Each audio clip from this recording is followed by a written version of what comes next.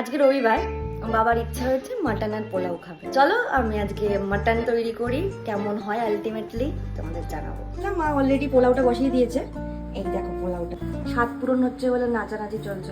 আমাদের হান্ডি মাটন হবে, এটাতেই মাটন আমরা আজকে করবো। পোলাও ডান, পোলাও ডান। এখন হাঁড়ির মধ্যে ম্যারিনেট করা হবে, মিনিমাম 8 ঘন্টা ম্যারিনেট করে আমাদের মাটনটা রাখতে হবে। আমাদের যেগুলো হলুদ থাকে সেগুলো একটা জাস্ট কম্বিনেশন করে নিয়েছি, আমি ডিটেলসে যাবো না।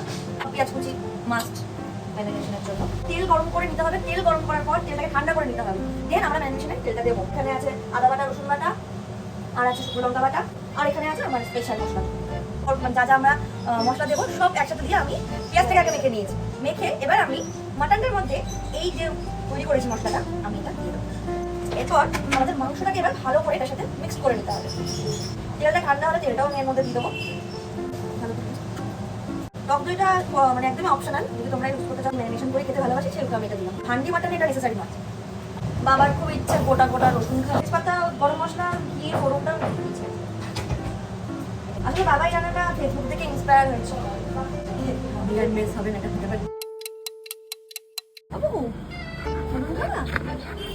মেন পার্ট, আটাটাকে ভালো করে রোল করে যেমন বিরিয়ানি আমরা দমে বসাই যেভাবে, সেইভাবে আমরা পুরোটা চারদিকে মুড়ে দিতে হবে। চলো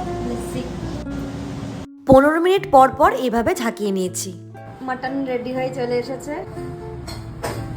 আহা, দেখতে ভারী সুন্দর হয়েছে। কাশ্মীরি লঙ্কার গুঁড়ো আমি দিতে পারিনি, এর জন্য একটু টক দই দেওয়াতে একটুখানি হলুদ ব্যাপারটা এসেছে।